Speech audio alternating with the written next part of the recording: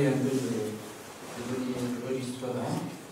Pour ceux qui ne connaissent pas, c'est un registre qui permet d'enregistrer de façon épidémiologique les patients dialysés sur le territoire français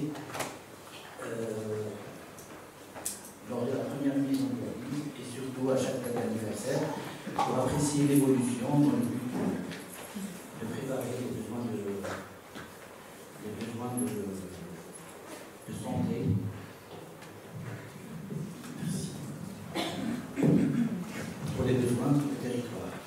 Donc historiquement, les deux régions Bourgogne-Franche-Comté étaient séparées. Actuellement, elles sont unies d'un point de vue administratif, mais les données du registre 1 sont restées séparées pour essayer de donner des données un peu particulières. On va essayer par les données qui nous ont été fournies par la Franche-Comté, pas de but de comparer d'un point de vue d'activité, mais plutôt de comparer d'un point de vue épidémiologique quelles sont les choses qui se ressemblent et les choses qui diffèrent des deux régions.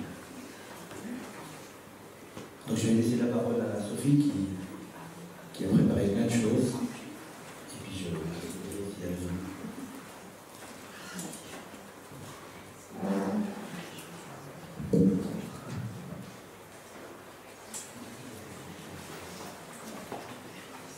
Bonjour à tous.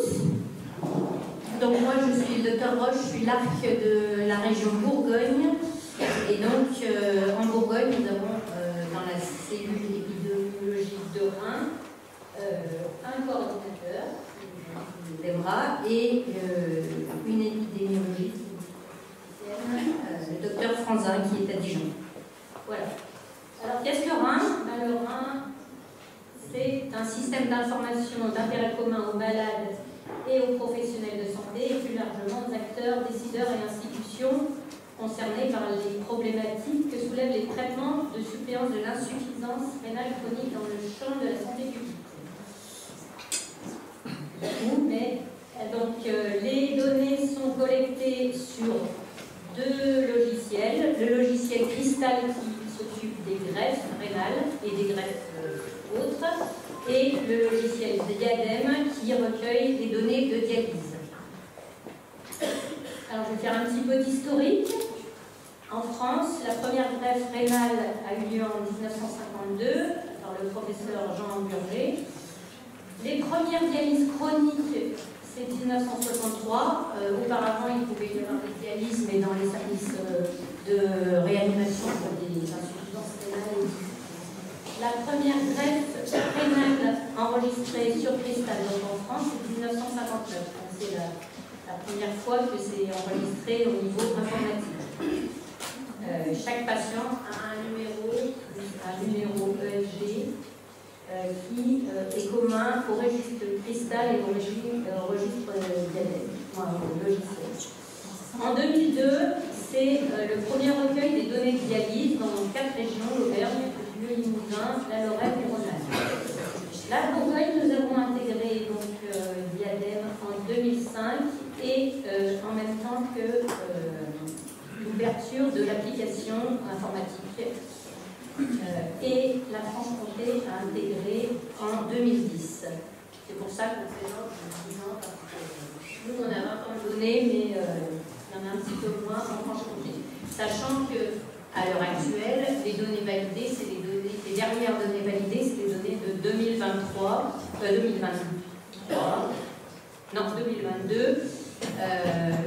Le dernier rapport est 2022 et on est en train de finaliser les données 2023.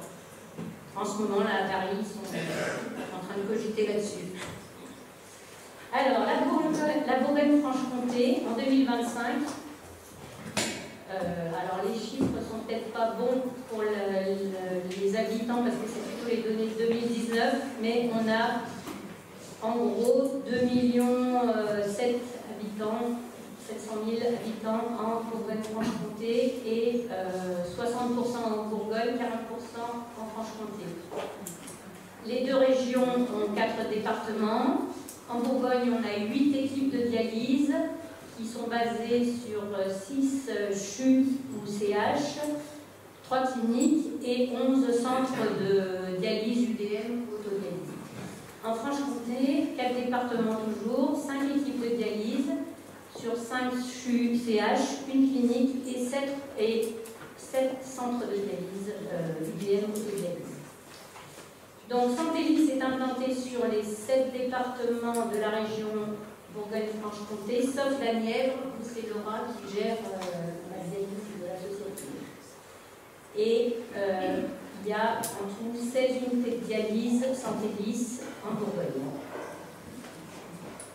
Voilà, j'ai repris la carte du site. Donc il y a récemment eu ouverture à Grès, en début d'année, il me semble, et puis à Fumur en Auxois, et puis des centres qui sont enlevés. Et donc il y a aussi une petite partie en Rhône-Alpes, mais ça, je ne vous en parlerai pas, parce que ça fait partie de...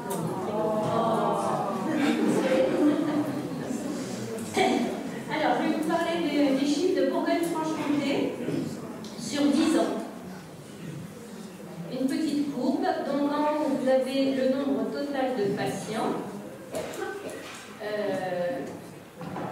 Les patients en centre lourd, qui sont en vert émeraude, en rouge, c'est l'UDM, en violet, l'ADP, et en vert, l'hémodialyse autonome, dans laquelle j'ai mis l'autodialyse, l'hémodialyse à domicile, et éventuellement les patients qui étaient en entraînement au 31 décembre.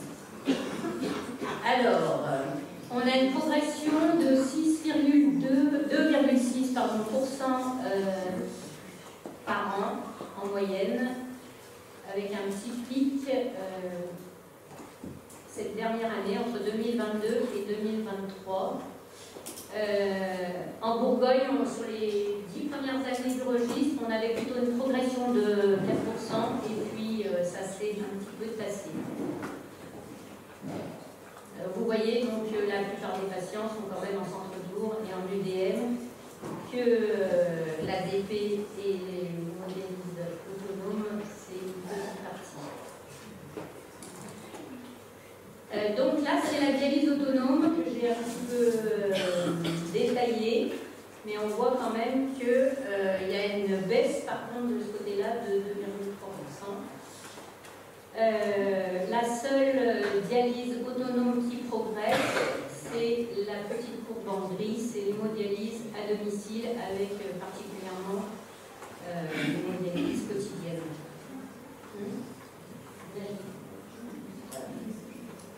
Mais on voit que, alors là c'est la Bourgogne,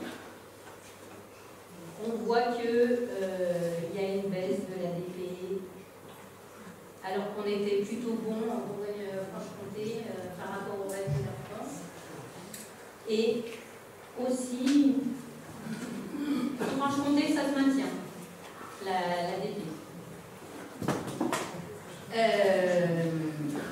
Alors, actuellement, la Franche-Comté progresse un peu plus en moyenne, particulièrement sur l'UDM, un petit peu sur le centre lourd et sur l'hémodialyse autonome.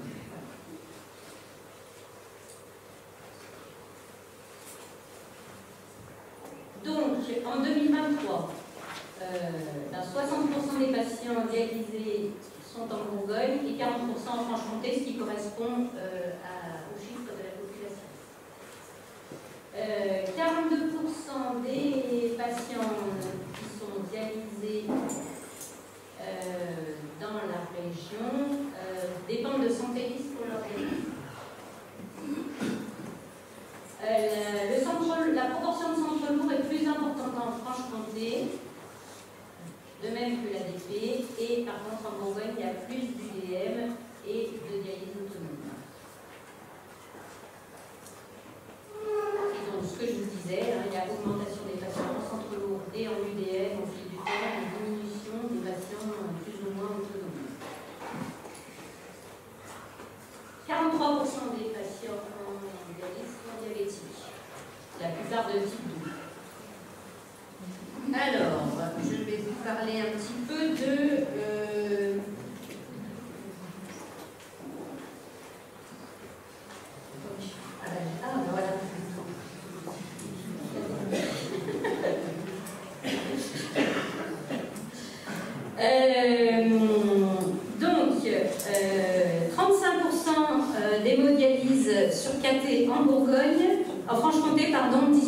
en Bourgogne. Donc a priori, moins en Bourgogne. Alors j'ai manié les chiffres de Franche-Comté, mais sans les connaître vraiment, donc voilà, j'ai fait au mieux. Et il y a 13% des patients qui sont inscrits sur liste d'attente en Franche-Comté, 16% en Bourgogne et 9% qui sont en bilan pré-greffe en Franche-Comté, 12% en Bourgogne.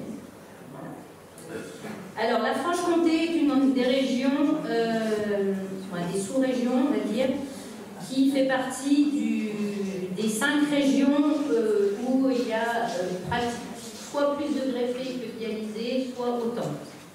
En Bourgogne, on a plutôt 45% de patients greffés et 55% de patients en hémodialyse.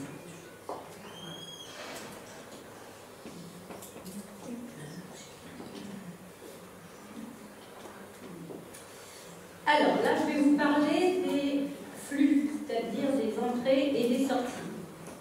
Vous voyez, chaque année, ça change un petit peu. On n'est pas des grosses régions comme l'Île-de-France ou la région Nord, la région Provence-Alpes-Côte d'Azur. Donc on a quand même des chiffres qui sont petits. Donc voilà. Donc vous avez les entrées. Et chaque année, il y a quand même plus d'entrées que de sorties. Les entrées en vert, les sorties en rouge. Si on détaille les entrées, vous voyez que la courbe des entrées est un petit peu parallèle à la courbe rouge, qui est la courbe des nouveaux patients qui n'ont jamais dialysé et qui rentrent en dialyse. Et c'est le gros du lot, puisque autrement, on a pour les régions, donc l'arrivée d'une autre région, les déménagements, et puis les retours de greffe et les retours de sevrage ou les perdus de vue qui reviennent. Mais le plus gros du lot, c'est les nouveaux patients. Pour les sorties, c'est pareil, la courbe des décès en jaune est presque similaire à celle des sorties. Mais là, il y a un facteur qui est aussi un petit peu important, c'est les transplantations. Donc vous voyez que par exemple, non, je ne suis pas sur le...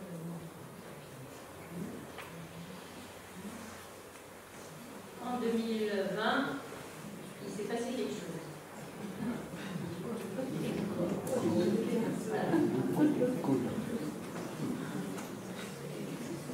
On en parlera un petit peu plus tard. Ça, c'est pour la Bourgogne. Alors là, par contre, ça se passe tout le temps. Les entrées, les sorties, ça bouge tout le temps. Donc là, les entrées sont vraiment parallèles aux transplantations. Alors, les retours après sevrage, donc normalement, sur le registre 1, on enregistre uniquement la dialyse chronique. Mais il peut arriver qu'il y ait des patients qu'on a considérés comme chroniques qui récupèrent après 6 mois, 1 an de dialyse. Donc là, ce qu'on a, c'est des sevrages des patients qui ne dialysent plus, qui peuvent parfois revenir en dialyse, et donc les retours de sevrage, c'est la petite courbe en jaune. Donc c'est pour ça que c'est très très petit. Normalement, pour rentrer dans le registre 1, il faut dialyser au moins 3 mois, sauf qu'il peut y avoir des patients qu'on a considérés comme chroniques qui sont chroniques, mais qui meurent au bout d'une semaine ou 10 jours, mais ceux-là, ils s'en rendent. En tout cas, en Bourgogne, on les rentre tous, et après, quand on a un doute, on demande à habiliter. Donc les sorties, c'est pareil, et on retrouve toujours notre petite année 2020. Ça, c'est la Franche-Comté. Donc les entrées, les sorties. Alors j'ai demandé à ma collègue, parce que là on a un gros pic entre 2022 et 2023. Et donc il y a eu une ouverture à l'os, je crois. qui a pas mal de postes en plus, moins de décès et un peu plus de nouveaux par rapport à l'année 2022. Là, pareil, en 2020, on a un petit plongeon. Alors, est-ce que c'est parce que du fait de la crise, il y a eu moins de possibilités de recueil et donc que tous les patients n'ont pas été enregistrés? Ça, on l'a remarqué dans certaines régions en France pour l'année 2020. Il y a certaines régions qui ont eu beaucoup de mal à recueillir leurs données. Moi, en Bourgogne, j'ai eu la chance d'avoir pas mal d'accès à distance. J'ai pu à peu près gérer toute l'année. Voilà, donc les sorties, et donc, pareil, moins de décès ici. Et moins de transplantation aussi. Donc là, je vous ai parlé de la Bourgogne assez succinctement, mais de toute façon, vous pourrez retrouver les chiffres dans le résumé de la journée, je suppose, sur un diaporama. Alors, ça, c'est un petit peu ce qui est dans les premières pages du registre national, donc du rapport, qui montre tout le parcours des patients en insuffisance rénale traitée. Nous, on enregistre uniquement les patients qui sont traités. Après, il y a le parcours inversé, mais il n'est pas encore sur un logiciel national. Donc, on peut rentrer par deux biais. Soit on arrive en dialyse sans avoir jamais dialysé. Et donc, en 2023, il y avait 53 000 nouveaux patients en dialyse. Ou alors, on a une greffe préemptive, c'est-à-dire sans avoir jamais dialysé. Et là c'est 415 patients, et 10 000 qui rentrent en dialyse. Pardon, je suis désolée. Au 31 décembre 2023, on avait 53 000 patients en dialyse et 42 500 qui étaient porteurs d'un greffon fonctionnel, dont 15% avec un donneur vivant, 6% de dialyse péritonéale et un âge médian en dialyse de 61 ans et 59 ans pour les greffiers. Et puis donc, bien sûr, on peut passer de l'un à l'autre, on peut avoir un retour de greffe, mais on peut être aussi greffé. Donc ça, c'est les chiffres de 2023. Et puis la sortie, la plupart du temps, là, dans ce schéma, il n'y a pas les patients qui arrivent de l'étranger ou qui repartent à l'étranger parce que c'est des tout petits chiffres. Et il n'y a pas non plus les patients qui sont sevrés ou qui reviennent d'un sevrage. Et puis la sortie, c'est le décès, avec un âge médian de 77 ans. Donc voilà.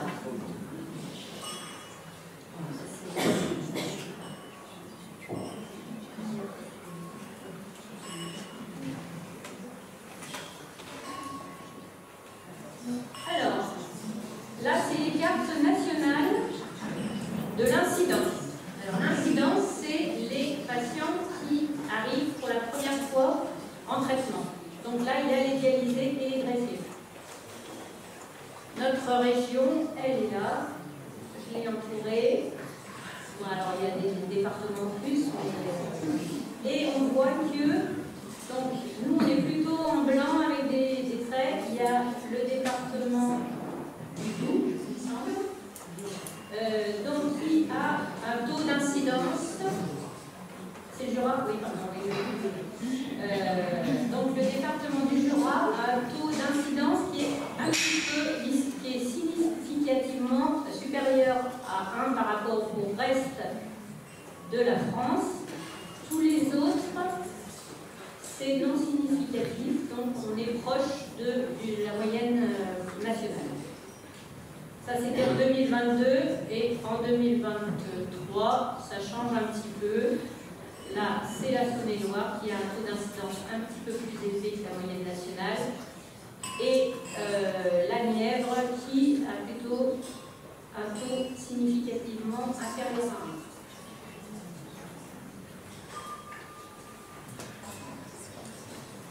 1. Donc l'incidence en France en 2023, eh bien, pour 1 million d'habitants, il y a 162 patients qui rentrent en dialyse ou en greffe.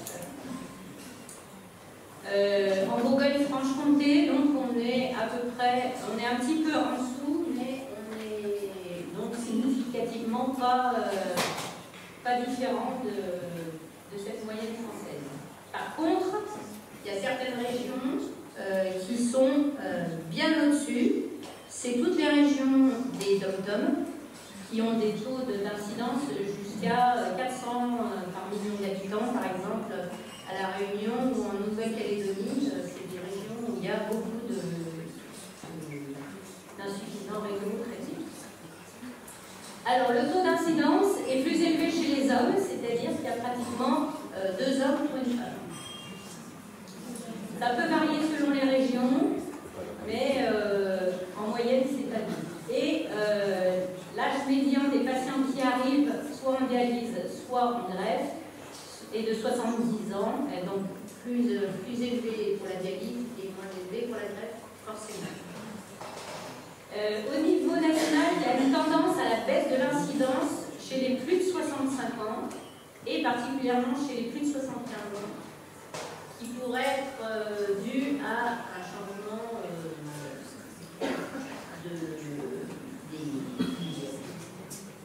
des pratiques médicales. On se pose de plus en plus la question de savoir, à partir d'un certain âge, est-ce qu'on va traiter, est-ce qu'on ne va pas traiter. Et donc, en 2023, le moyen d'arriver au traitement, eh ben, c'est 80, au niveau national, c'est 86% en hémodialyse, 10% en DP. Alors comme on est au-dessus, j'ai mis que 17% en Franche-Comté et 13% en Bourgogne, et 4% en greffe préemptive, et là aussi on est au-dessus, donc 5% en Franche-Comté et 8% en Bourgogne. Sur ces patients qui arrivent en dialyse, alors j'ai regardé un petit peu en Franche-Comté et en Bourgogne. En Franche-Comté, il y en a 28% sur les 10 dernières années qui arrivent en urgence. Alors le critère d'urgence pour le registre 1, c'est qu'ils ont vu un néphrologue et moins de 24 un néphrologue ou un réanimateur, et moins de 24 heures après qu'ils étaient en dialyse.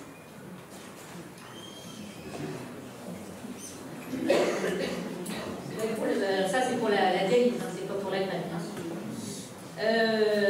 Il y a moins d'1% des dialysés qui arrivent, qui ont commencé en réanimation dans la région. L'hémodialyse surcatée, eh ben c'est 58%. La première hémodialyse, c'est 58% en Franche-Comté et un tout petit peu moins en Bourgogne, 55%. Ça veut dire quand même que plus d'un patient sur 2 commence avec un cathéter et pas sur une fistule en hémodialyse. Voilà.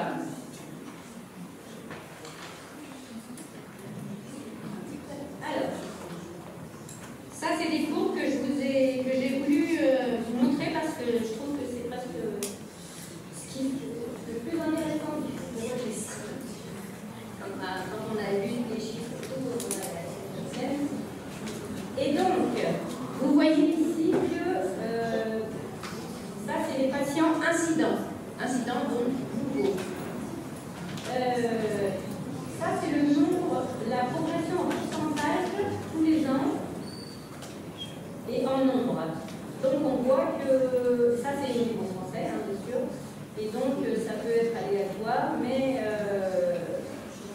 que ça progresse jusqu'au mois de 2021 et après ça baisse.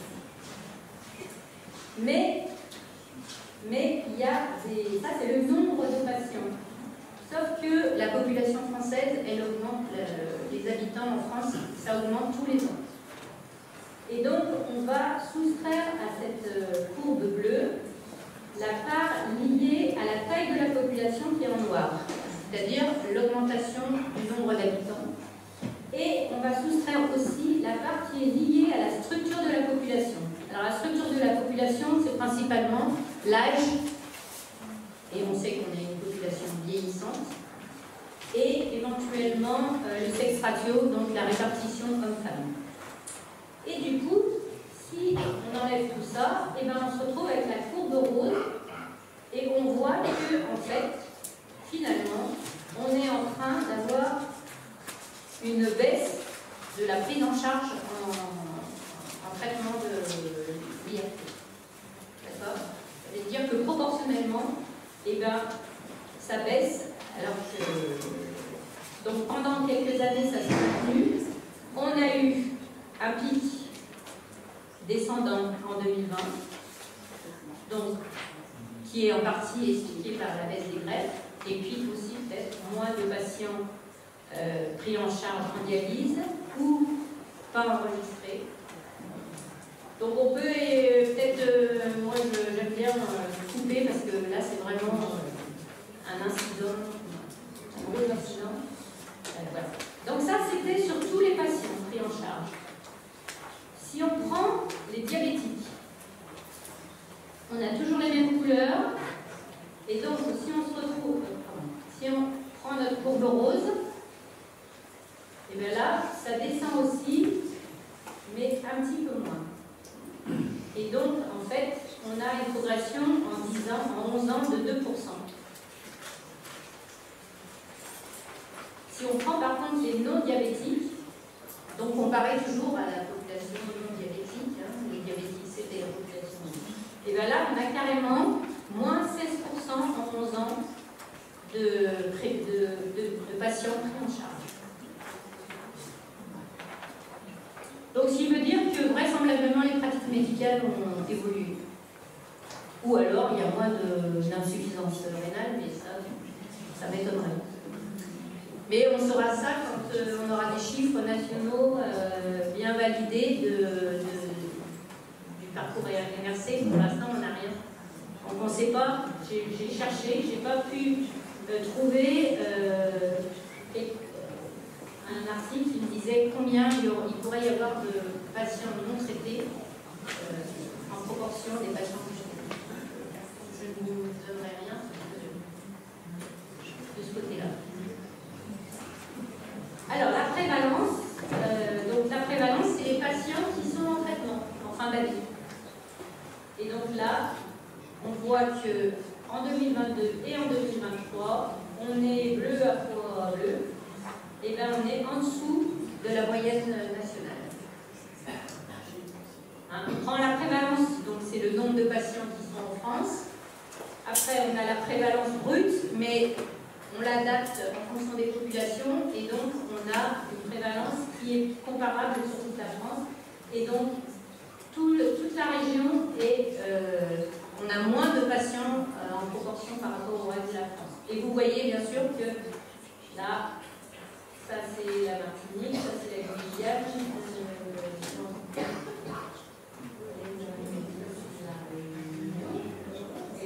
alors la Guadeloupe n'est pas marquée parce que ils ont eu des problèmes, ils n'avaient plus personne pour faire le recueil, donc pendant quelques années, ils ont 2 ans, je crois, 2-3 ans, ils ont disparu du recueil. Pareil en 2023, tous les départements de la région sont en dessous de la moyenne française.